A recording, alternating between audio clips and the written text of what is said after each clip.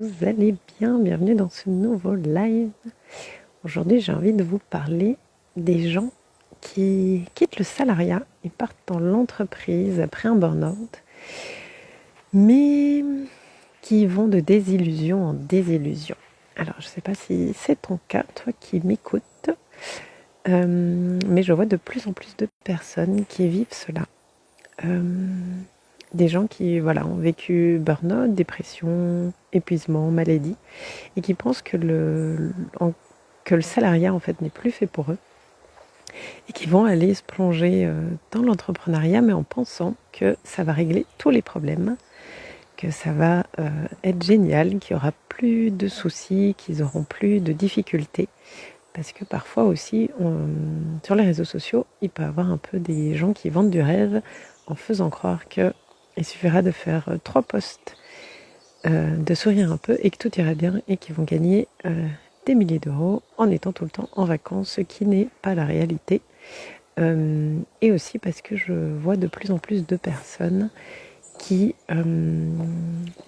se lancent dans l'entrepreneuriat, mais sans avoir réfléchi à ce qu'ils vont faire, sans avoir réfléchi au côté financier, sans avoir réfléchi que ça prend du temps de se faire connaître, en fonction aussi, si c'est des services, il n'y a pas spécialement de marchandises, mais quand c'est des produits, il y a des marchandises, il y a des coûts, et tout ça, en fait, il y a pas mal de personnes qui jumpent sans réfléchir à tout ça. Donc si ça te parle, toi qui regardes en live, en replay, peux aussi poser des questions, si tu as envie de mettre aussi en commentaire ce que toi tu en penses, avec plaisir, ou partager peut-être ce que toi tu as vécu. Hello Angèle, là dernièrement j'avais comme ça une personne qui me disait en fait, donc elle a vécu un burn-out, mais ce qui arrive aussi c'est quand on vit un burn-out, si on ne prend pas, ça je l'ai déjà dit dans d'autres lives, si on ne va pas voir ce qui se passe, si on ne va pas comprendre les raisons qui ont fait qu'on est tombé en burn-out, ça risque de revenir. Et ça peut revenir aussi si on a quitté le salariat et qu'on retourne et qu'on va en entreprise, si on n'a pas guéri et compris les leçons, on peut de nouveau tomber en burn-out. D'ailleurs, c'est aussi une des choses qui peuvent être difficiles pour les gens qui se lancent dans l'entrepreneuriat après un burn-out, c'est qu'elles ont peur de retomber en burn-out. Or, l'entrepreneuriat, ça demande quand même pas mal de boulot. Ça arrive même souvent que parfois, quand on est entrepreneur, on travaille plus que quand on a été salarié. Donc, ça peut faire peur de se dire je peux retomber en burn-out. Donc, c'est vraiment hyper important quand on a vécu un burn-out, ou même pas qu'un burn-out, mais d'aller voir les raisons, de comprendre, d'aller guérir les blessures, d'aller voir peut-être au niveau familial. Là, on en discutait justement avec Aurélie, avec qui je suis cette semaine. Il se passe plein de choses et tout est interconnecté. Ce qui se passe dans votre famille, dans votre couple, dans votre entreprise ou au boulot, même si vous êtes salarié. En fait, tout est interrelié, interconnecté. Donc, quand vous travaillez sur un domaine, ça va impacter positivement les autres. Mais au contraire, si vous faites rien, ça risque d'être toujours un peu la même chose. Je vois même dans des entrepreneurs que je connais où il n'y a pas ce côté justement d'aller voir au niveau énergétique, d'aller voir au niveau émotionnel, d'aller guérir tout ce qui se passe, et du coup leur entreprise ont vraiment du mal de décoller. Et là même aussi dernièrement, ce que j'avais, c'est une personne qui me disait elle avait vécu un burn-out, elle avait un petit peu travaillé sur elle, mais je pense qu'elle n'avait pas été voir en profondeur, et puis là son entreprise ne décollait pas, donc elle était obligée de reprendre un salariat et elle avait hyper peur de retourner dans le salariat. Ce qu'il y a aussi, c'est comme justement elle n'avait pas été voir tout ce qui s'était passé, il n'avait pas eu de prise de conscience, qu'il n'y avait pas eu de guérison, de libération, encore une fois énergétique, émotionnelle, corporelle, et en fait tout lui revenait à la figure. Donc c'est hyper important vraiment si pas de se faire accompagner, mais au moins déjà vous-même, si vous vivez un burn-out, une dépression, une maladie ou quoi que ce soit, d'aller comprendre ce qui se passe derrière, d'aller vous auto-coacher, si vous savez le faire, de vous poser des questions d'introspection. Bien entendu aussi de réguler votre système nerveux, parce que ça c'est aussi quelque chose que je vois, c'est que le système nerveux est dérégulé, et surtout après un burn-out, et alors les gens vont soit procrastiner, soit ils vont rester dans leur mode j'y vais au combat, mais pas de manière saine, pas de manière alignée, pas de manière connectée à leur intuition et à leur corps. Et du coup, elles risquent de retomber en burn-out, justement, parce qu'elles vont être de nouveau en mode fight, en mode j'y vais, j'agis, mais je ne réfléchis pas. Je n'écoute pas mon intuition, je n'écoute pas mon corps. Donc, c'est vraiment hyper important. Et d'autant plus, je dirais, si vous vous lancez dans l'entrepreneuriat, c'est hyper important d'avoir votre système nerveux à réguler. Donc, si vous vivez un burn-out ou si vous en avez vécu un, réfléchissez aussi de pourquoi vous voulez peut-être partir dans l'entrepreneuriat. Est-ce que c'est juste pour fuir? Si c'est pour fuir, la fuite n'a jamais résolu les problèmes. Est-ce que c'est vraiment un appel? Alors là, c'est différent. Est-ce que vous pouvez aussi, est-ce que vous avez été voir, encore une fois, voilà, tout ce qui a déclenché peut-être le burn-out ou encore une fois, hein, il n'y a pas que les burn-out. Et aussi, si vous vous lancez dans l'entrepreneuriat, votre pourquoi. Est-ce que c'est un pourquoi fort ou pas? Encore une fois, est-ce que c'est juste pour fuir? Et alors, si c'est le cas, au moindre souci, au moindre mois où peut-être vous allez avoir moins de rentrée d'argent ou dès qu'il y aura un client qui ne sera pas content, en fait, ça va être très compliqué pour vous. D'autant plus si votre système nerveux n'est pas régulé.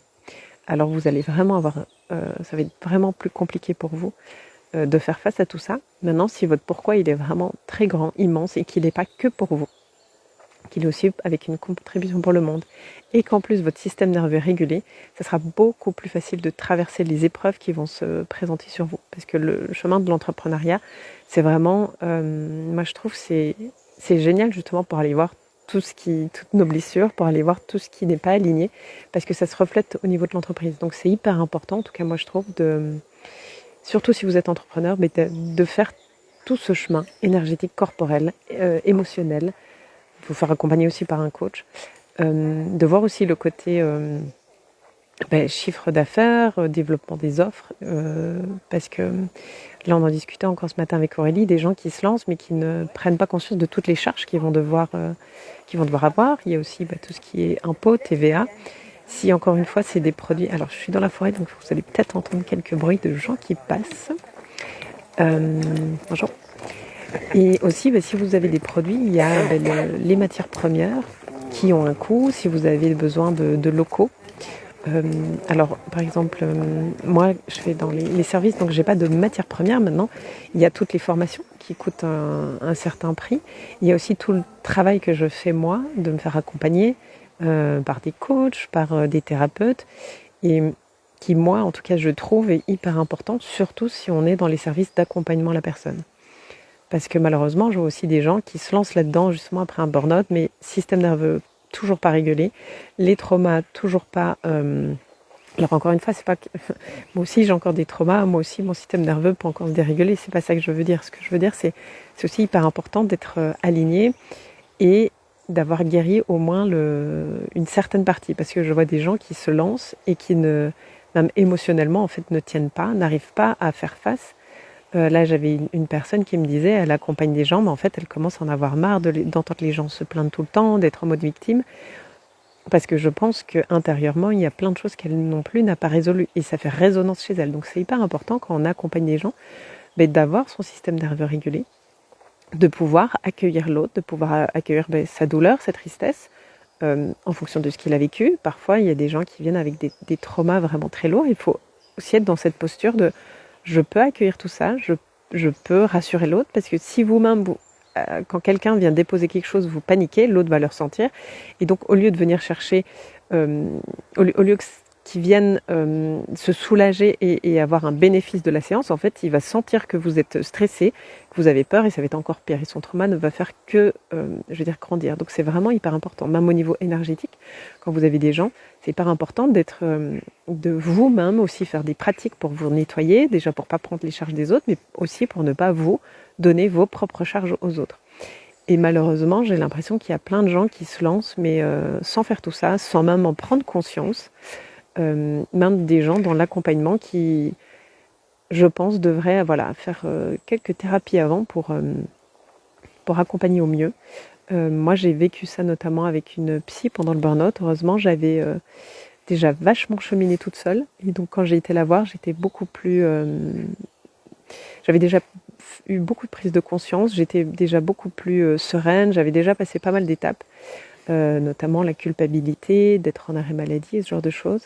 Et je vais dire heureusement, parce que si j'avais été la voir au tout début, je ne sais pas ce qu'elle vivait. Certainement qu'elle vivait quelque chose de personnel, de très dur. Mais en tout cas, ça se sentait. Et Et j'ai même arrêté après, je pense, à peine 3 ou 4 séances parce que je sentais que c'était pas du tout aligné et qu'en fait, elle pouvait même, au lieu de m'aider, elle était même plus en train de m'enfoncer. C'est parce que j'avais déjà moi cheminé, que j'ai pu prendre du recul. Mais si j'avais pas déjà fait tous ces pas toute seule, je pense qu'elle m'aurait enfoncé. Alors que c'était une psy et qu'elle avait fait 5 ans d'études. Donc voilà, ça veut pas toujours dire quelque chose non plus, le diplôme. Comme je vous dis, c'est toujours important quand vous allez voir quelqu'un, que vous faites une pratique, c'est vraiment de vous sentir attiré, de sentir que vous êtes en ligne, de vous sentir en confiance. Ça, c'est hyper important, quel que soit ce que vous allez faire. Et si du coup, vous voulez vous lancer dans l'entrepreneuriat, voyez que c'est vraiment par un appel du cœur, un appel de l'âme, et non pas pour fuir. Parce que si vous fouillez le salariat, ça va vous rattraper dans l'entrepreneuriat. Et vraiment d'aller voir, de guérir ce qu'il y a à guérir. Et encore une fois, on n'est pas obligé de tout guérir, hein, mais il y a quand même des choses qui sont importantes à prendre conscience. Il y a quand même des bases solides à avoir. Et aussi, comme je disais, le système nerveux, pour moi, ça c'est aussi hyper important. Donc voilà, si vous avez envie de vous lancer, voilà déjà peut-être quelques pistes qui peuvent vous aider. Si vous avez envie, si vous avez des questions, vous pouvez me les mettre en commentaire, que vous regardez en live, en replay. Si vous avez aussi envie d'échanger sur le sujet, écrivez-moi, on peut même faire un appel si vous avez besoin. Alors moi, je ne suis pas spécialisée dans l'accompagnement spécialement des entrepreneurs, même si j'en accompagne. Mais voilà, de tout ce que je vois qu'il y a quand même pas mal de choses à mettre en place et que malheureusement, parfois, les gens se lancent sans avoir réfléchi à tout ça. Et après, ils se cassent la gueule. Alors en soi, se casser la gueule, c'est pas grave, à partir du moment où on apprend et qu'on en tire des leçons. Ce qu'il y a, c'est que parfois, les gens se cassent la gueule, mais ils n'en retirent aucune leçon. Et ils enchaînent et, comme on dit, les schémas répétitifs qui font qu'ils sont embourbés là-dedans. Donc voilà, donc hyper important d'aller voir aussi au niveau de votre mindset, de vos pensées, de vos croyances limitantes, au niveau des émotions, du corps, de l'énergie, comme je disais déjà en début de live. Voilà. En tout cas, mon live n'est pas fait pour... le but n'est pas de vous faire peur, loin de là, ou de vous empêcher de vous lancer, pas du tout. Justement, c'est plus pour vous dire, si vous avez envie de vous lancer, juste faites-le de manière alignée et peut-être aller voir des choses auxquelles vous n'auriez pas pensé. Moi, le but de ce live, c'est que justement, si vous vous lancez, c'est que ça marche, que votre entreprise décolle et que vous puissiez, quel que soit ce que vous décidez de faire, hein, que ce soit des produits, des services, mais que vous puissiez vraiment vous épanouir là-dedans et pas en fait que ça devienne un fardeau pour vous et que vous puissiez vraiment être fiers et heureux de vous avoir lancé et que tout se passe bien pour vous. Voilà en tout cas le but de ce live. Donc si vous avez envie d'échanger, avec plaisir, vous pouvez m'écrire sous le live, poser vos questions, ou vous pouvez aussi m'écrire en MP. Je me ferai un plaisir de vous répondre. Je vous souhaite une merveilleuse journée. À bientôt.